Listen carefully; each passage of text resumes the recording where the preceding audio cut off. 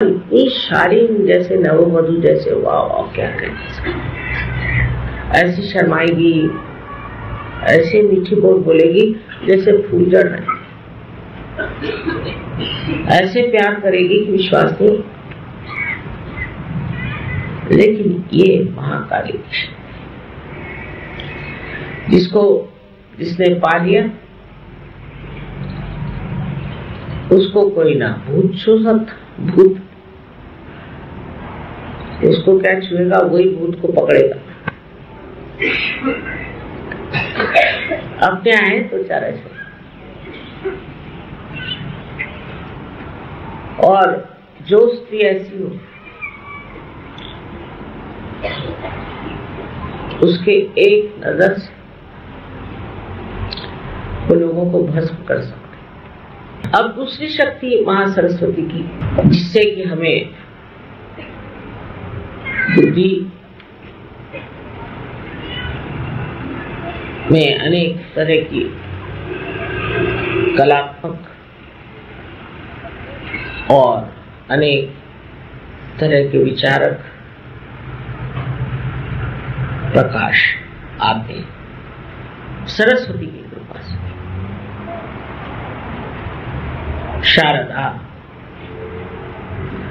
शारदा की कृपा से हमारे अंदर अनेक विचार, बड़े सुंदर, बड़े शांत, बहुत शीतल, बहुत कविताएं आती हैं, पर रोने गाने वाली नहीं। ऐसी आती हैं कि जिससे आप जागरूक। बड़े बड़े राष्ट्रीय गीत लिखे गए, देश के बारे में न जाने लोगों ने क्या क्या लिखा। अब वो सब कविताएं चली गई, भी ये गंदे फिल्मी सॉन्ग्स बजते रहे और गणेश जी के सामने, क्योंकि सुबुद्धि ही नहीं है मनुष्य में। सुबुद्धि नहीं है तो बेकार के काम करते रहे। बुद्धि से कुछ भी निकाल। इसमें सबसे बढ़ के अगर कोई हो तो मैं कहूंगी ये फ्रॉइड। इससे बढ़ के कोई अवलिया मैंने देखा नहीं। निसंकोच उन्होंने अपने विचार सबके सामने रख दिए और शब्दों से मान दिए। और मैं यहाँ नहीं बताऊंगी आपको क्या, क्यों बताने लायक है नहीं उसके गंदे गंदे विचार। वो तो अच्छा है हिंदुस्तान में नहीं आया, नहीं तो सब उसको काट के फेंक देते। और उस आदमी का लिखना एक उसकी लाइन पढ़िए तो आप जान जाइए कि ये बड़ा ही बेशर्म आदमी है, या भूत है, राक्षस से जुड़ी है। ये उसने अपने लेखनी का और बुद्धि का उपयोग किया। शारदा के लोध में सब लिखा और लिख दिया। अब सब जगह शुरू हो गई कि हमें तो सब भक्ति, हम चाहे जो लिखें। आजकल के अखबार वाले भी वैसे, उनके भी ऊट पटांग जो समझ में आती है बात वो लिखते रहते, और कोई अच्छी बात तो लिखना ही नहीं चाहते। कौन मर गया, कितने मर गए, अभी मर रहा है कोई, वो रोज देखे मर रहा है, भाई मर जाने दो, फिर लिखो काय को रोज रोज सबको सताते। वो मरता ही नहीं, रोज को इतना सारा लिखते, मरा नहीं, अभी मरता नहीं। एक बार मरने के बाद इत्मीनान से लिखो, मरने तो वाले हैं ही। अब क्यों रोज रोज ये सब बातें? किसने पूछा आपसे? फिर लिखेंगे महाझूठ जो होते हैं वो भी बहुत लिखते हैं। डर नहीं उनको शारदा देवी। शारदा देवी जो है सत्य को देने वाली है और सत्य के अधिष्ठात्री।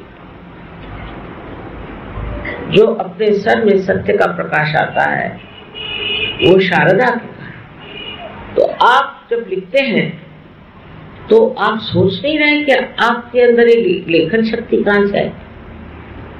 ये किसने आपको लेखन शक्ति दी? शारदा देवी या किसी भूतनी ने आपको दी?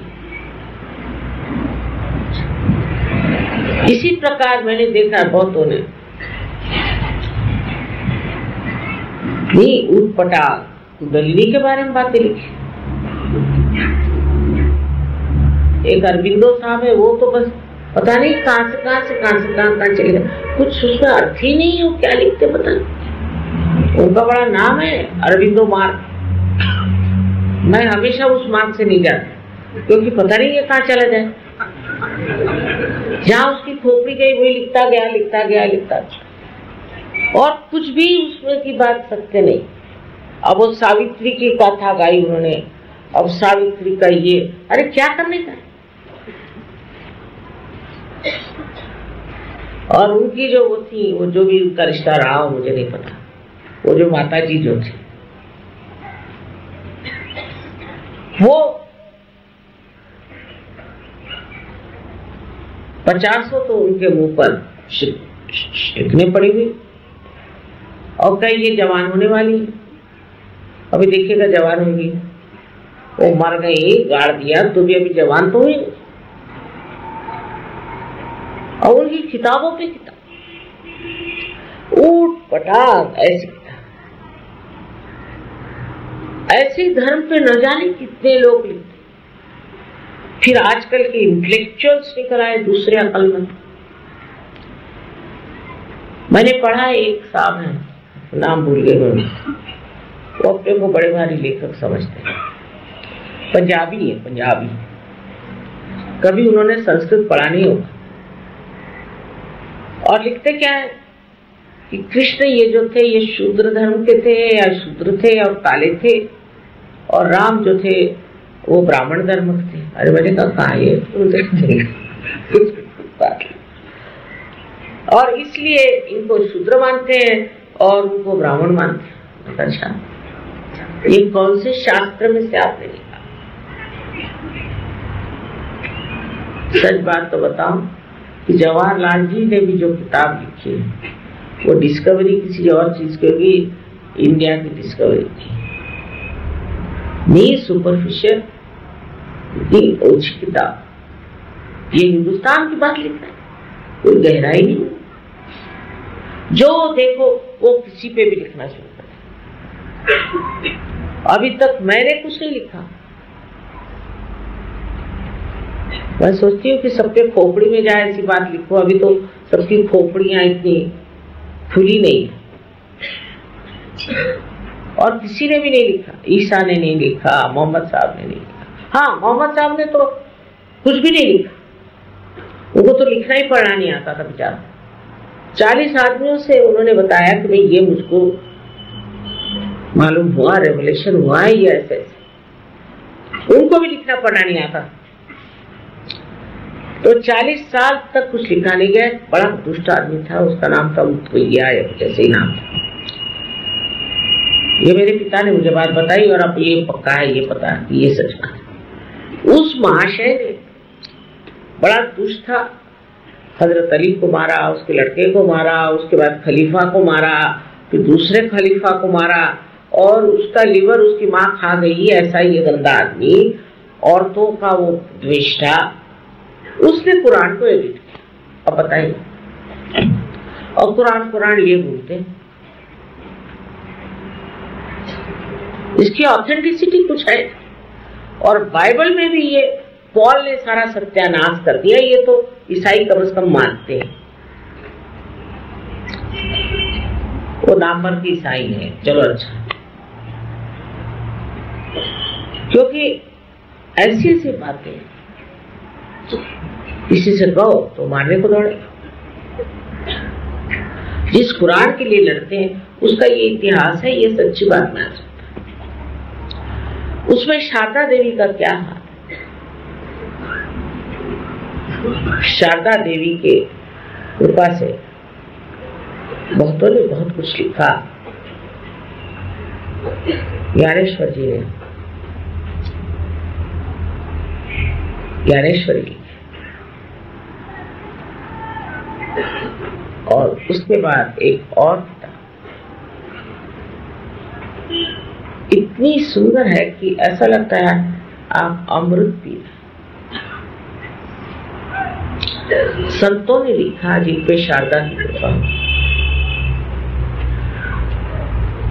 ज्ञानेश्वरी की शुरुआत में शारदा देवी की कृपा से वो लिखते हैं कि मेरे वचन जो भी मैं कह रहा हूं, ये वाग देवी को, शारदा देवी को प्रसन्न करने के लिए कह रहा हूं, लेकिन ये शब्द किसी भी तरह से आपको दुख नहीं पहुंचा। जिस तरह से पंखुड़ियां धीरे से आकर जमीन पर गिर जाए, उसी तरह मेरे भी शब्द आपके हृदय पे गिरे और आपको सुगंधित कर दे। क्या लिखना,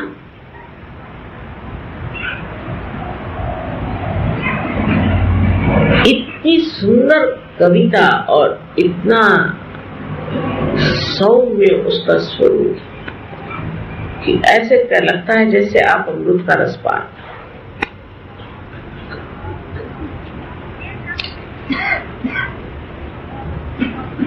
अब इसलिए कि मैं मराठी भाषा जानती हूँ,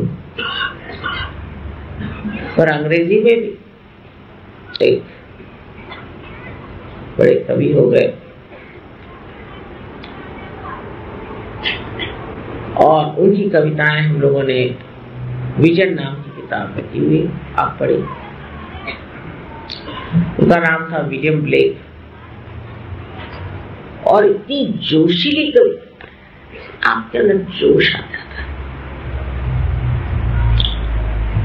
शारदा जैसे उनके कविताओं में से निकल के आपके अंदर बोले, वैसे ही शरद चंद्र पर आप पढ़े तो आप कहानी लिखना शुरू कर दें।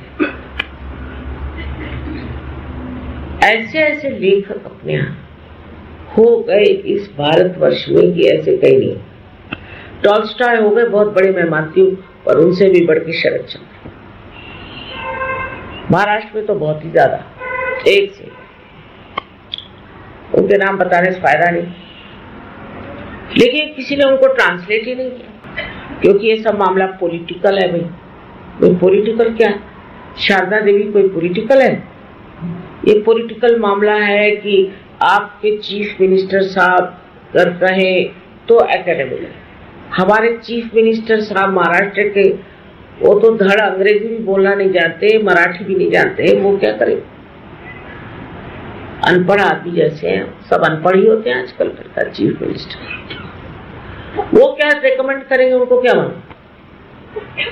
रिकमेंड करने के लिए कोई पढ़ा लिखा आदमी हो, कोई जानने वाला, उनको बना दिया रिकमेंड करने के। हर एक चीज में वही रिकमेंड करते। नहीं तो ऐसी ऐसी सुंदर चीज है अपने देश में। दक्षिण में पुरु करके कवि हैं, उनकी कविताएं कितनी सुंदर, मैं आपसे क्या। शारदा देवी की अत्यंत कृपा अपने देश पर, सबसे बढ़िया लेखक अपने देश में। ये वेस्टर्नाइज नहीं, जो असली हिंदुस्तानी भारतीय लोग, उनमें पैसा नहीं, पर सरस्वती की बड़ी कृपा, एक से एक। अब राजस्थान, इसकी बड़ी कृपा रही, यहाँ बड़े बड़े कवि हो गए। ये क्या उन पर आशीर्वाद हुआ? क्या बड़े बड़े लेखक हो गए। सब जो भी लेखक वहां हुआ है, राजकारणी लोग राजकारण पर लिखे।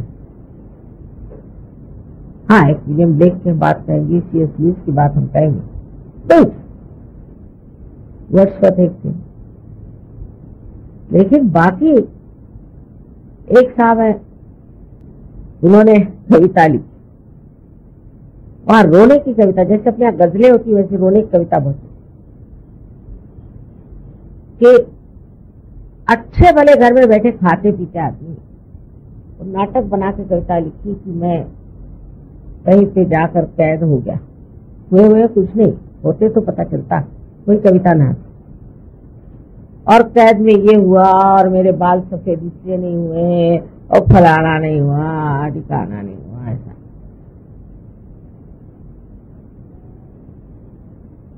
अरे भाई, ऐसा अगर तुम्हें तकलीफ हो रही थी तो तुम कहीं वहीं डूब जाते, अच्छा रहता। ये तो रोने वाली कविता है। जो कविता उठाओ वो रोने वाली। और अच्छे वाले बैठे हैं, मतलब उनको कोई तकलीफ होने पर लिखो तो भी समझ में आता। अच्छे वाले बैठे हैं, खूब पैसा कमा रहे हैं, सबको रुला रहे हैं और आप पैसा खा रहे। और लोगों को भी रोना बड़ा अच्छा लगता। हमारे एक मुसलमान पहचान तो कहले, माता जी ये गजल लोग तो गाते। कहा उन्हीं से पूछे जो गाते हैं, मुझे तो पसंद नहीं। कहने लगे कि जितने लोग गजल पसंद करते हैं वो अपनी बीवी से प्यार नहीं करते, वो कुछ और ही से प्यार करते हैं। मैंने कहा आपसे कैसे जाना? मैंने देखा है बात। और रोते रहते, अरे अपनी बीवी है क्यों रो रहे हो? ये बीवी बैठी जिंदा, उसी के साथ रहो, आराम से मजा उठाओ। अब तीसरे के लिए रो रहे, तू नहीं मिला और तेरी छाया नहीं मिली। ये क्या शारदा देवी के आशीर्वाद में से होते क्या ऐसी कविताएं? ये सिर्फ लोगों को मूर्ख बनाने के लिए एक और तरह के लोग होते। एक साहब हमारे आए थे और दिन पहले की बात, तो उन्होंने शराब पे बहुत सुना, बड़े मशहूर आदमी। शराब से ये होता है और फिर मधुशाला होता है और फलाना होता है। फिर मैंने कहा और जो रास्ते पे मरते हैं वो भी तो कहो। मैंने फिर उन पर एक कविता सुनाई उसी वक्त। मैं तो शीघ्र कवि हूं।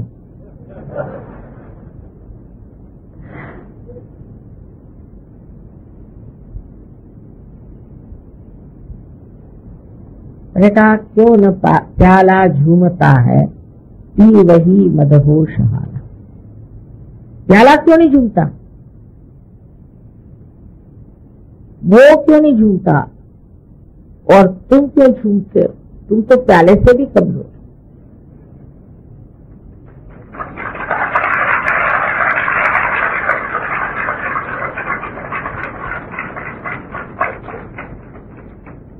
उसके बाद उन्होंने शराब की बात नहीं की।